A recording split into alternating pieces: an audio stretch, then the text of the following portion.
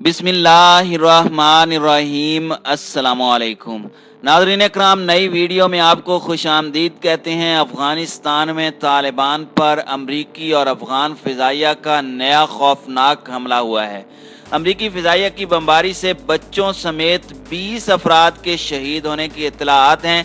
तालिबान की जानिब से भी बदला लेने का ऐलान किया गया है। अफगानिस्तान में ज़रब्तियान के नाम से ज़मीनी और फ़िज़ाई ऑपरेशन जारी है।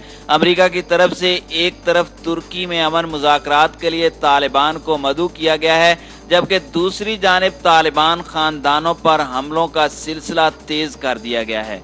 तालिबान की जानिब से अमेरिका को वार्निंग कि अगर अमन मुआहदे की पासदारी न की तो फ़िज़ाई हमला शुरू कर देंगे और बेगुनाह अफगानों का बदला लेंगे। आखिर अफगानिस्तान में तालिबान पर यह नए हमलों का सिलसिला क्यों शुरू किया गया है?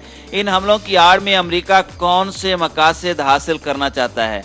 भारतीय खुफिया एजेंसी रॉ का इन हमलों से क्या ताल्लुक है? ये सब जानने के लिए आप दोस्तों से गुजारिश है कि वीडियो को आखिर तक जरूर मुलाहिजा करें। नाज़रीन कराम, अफगानिस्तान के मशरकी सूबे खोस्त में अफगान और अमरीकी फ़िज़ाइया की बमबारी से बच्चों समेत 20 से ज़ायद शहरियों की शहादतों पर तालिबान से बदला लेने के लिए दबाव बढ़ गया है। इस हवाले से मकामी जिरगे ने तालिबान से मुलाकात भी की है, जिस पर जिरगे को बताया गया है कि तालिबान मुआहदे की पासदारी कर रहे हैं, लेकिन इस हमले पर बैनुल अक़वामी इंसानी हुकूक के इदारों से राब्ता किया जाएगा। जबकि तालिबान ने काबुल इंतजामिया और अमेरिका को मुतनब्बे भी किया है कि आइंदा हमले किए गए तो मुआहदा बरकरार नहीं रहेगा और सख्त जवाब दिया जाएगा। तालिबान पर हमलों का बदला लेने के लिए अवामी दबाव बढ़ रहा है। तालिबान इस पोजीशन में भी हैं कि अमरीकी फौज का मुहासरा कर लें, लेकिन तालिबान मुआहदे की वजह से खामोश हैं कि शरीयत में मुआहदे पर अमल दरामद का हुक्म दिया गया है। नई अमरीकी इंतजामिया के आने के बाद से अमरीकी फौजी हुक्काम के रवैये में तब्दीली से अफगानिस्तान के हालात मजीद खराब हुए हैं, जिससे शिद्दत पसंद तंजीमों को फायदा हो सकता है। नाज़रीन कराम, ज़राए में बताया गया है कि गुज़श्ता रोज से सूबा खोस्त में ज़रब्तियान के नाम से काबुल इंतजामिया की फोर्सेज ने गैर मुल्की हमलावरों की हिमायत से बड़े पैमाने पर जुल्म और सितम का सिलसिला शुरू कर रखा है। ज़रब्ती फोर्सेज ने जिला सबरी में ज़मीनी और फ़िज़ाई कार्रवाइयाँ शुरू कर रखी हैं। इब्तदाई इत्तलाआत में बताया गया है कि अब तक सरकारी फोर्सेज और अमरीकी बमबारी से दर्जनों शहरी शहीद और जख्मी हुए और लोगों के घरों, मसाजिद और निजी अमलाक को भी शदीद नुकसान पहुंचा है। सोशल मीडिया पर जाँ बहक आम शहरियों की तस्वीर, जिनमें मासूम बच्चे भी शामिल हैं, इंसानी रूह को हिला देती हैं। लेकिन इन सफ़ाकाना कार्रवाइयों और बर्बरियत पर बेशतर ज़राए अबलाग और इंसानी हुकूक के नाम निहाद अलम बरदार खामोश हैं। खोस्त में जुल्म बर्बरियत का दूसरा दिन है, लेकिन अब तक मकामी और आलमी सतह पर इंसानी तंजीमों में से किसी ने इसकी मजम्मत नहीं की, ना ही इसकी रोकथाम का मुतालबा किया गया है। हत्ता कि मीडिया ने भी इन मजालिम की कोई खबर शाया नहीं की। मजलूम अफगान अवाम सिर्फ सोशल मीडिया के जरिए इन मजालिम के खिलाफ आवाज़ उठा रहे हैं। नाज़रीन कराम, वाज़ेह रहे कि यह पहला मौका नहीं कि खोस्त में काबिज अफवाज की तरबियत याफ्ता ज़रब्तियान मलेशिया ने इस तरह के मजालिम किए हों। इससे पहले भी शहरियों, मसाजिद के आइम्मा किराम, तलबा और दीगर शहरियों को अपने घरों में बेदर्दी से शहीद किया गया और किसी ने इन मजालिम पर पूछगछ नहीं की।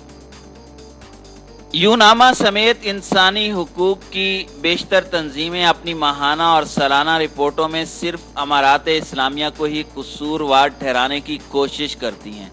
याद रहे कि अफगान इंतजामिया की कातिल फोर्सेस के इस तरह के इक़दामात जो इंसानियत के खिलाफ जुर्म और जंगी जराइम के ज़ुमरे में आते हैं, अफगान अमन अमल पर भी मनफी असरात मुरतब करते हैं। लिहाजा अफगान मसले को हल करने में शामिल तमाम फरीकों को खोस्त में होने वाले मजालिम के खिलाफ आवाज़ उठाना चाहिए। इस तरह के वाक़यात को संजीदगी से लेना चाहिए कि ऐसे वाक़यात क़याम अमन के लिए साजगार माहौल और सुनहरी मौके को सबोताज कर सकते हैं और इंतकाम के जज्बे को उभार सकते हैं।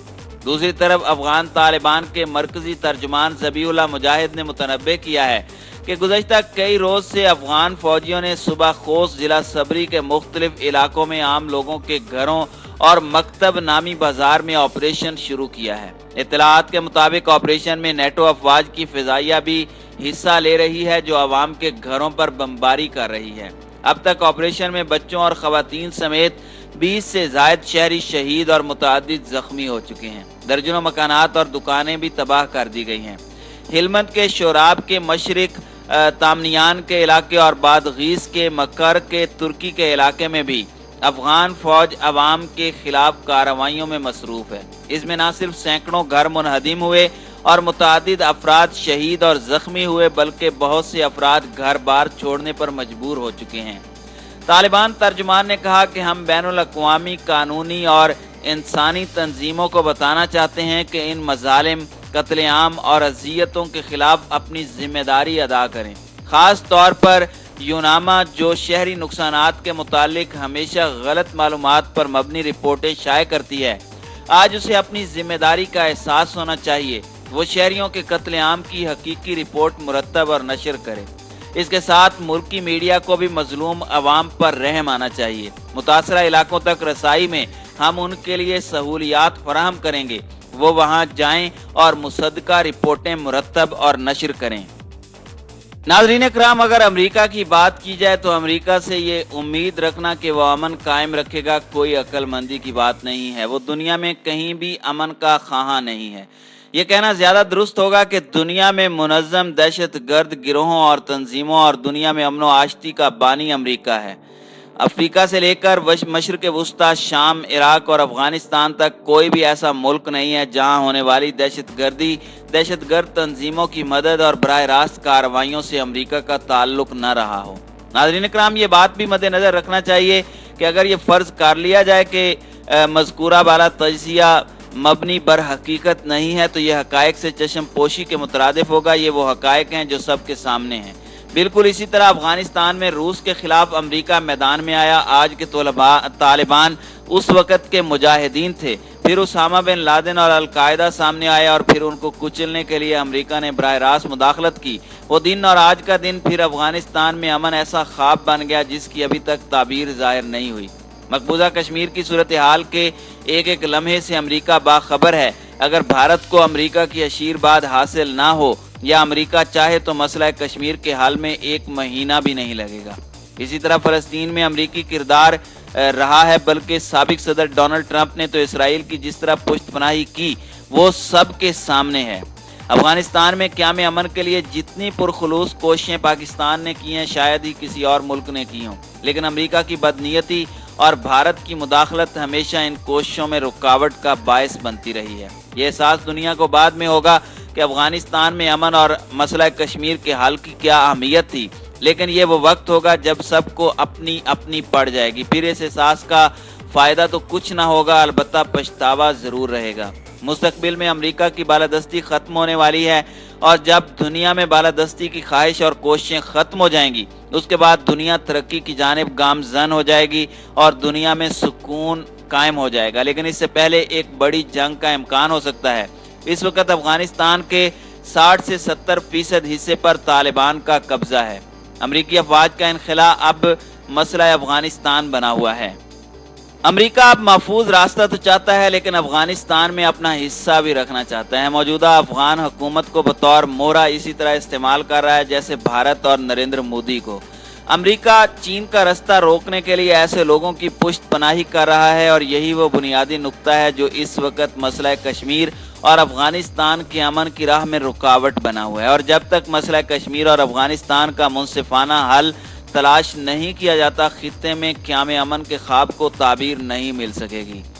اگر امریکہ افغانستان میں امن کا قیام چاہتا ہے تو اس بنیادی نقطے پر طالبان کو راضی کر لے کہ طالبان ہی کی حکومت ہو لیکن جمہوری طریقے پر ہو اور انسانی بنیادی حقوق کی پاسداری ہو۔ لیکن یہ معاہدہ پاکستان کی مدد کے بغیر نہیں ہو سکتا۔ امریکہ کو پاکستان کی ضرورت ہے اور ہمیشہ رہے گی۔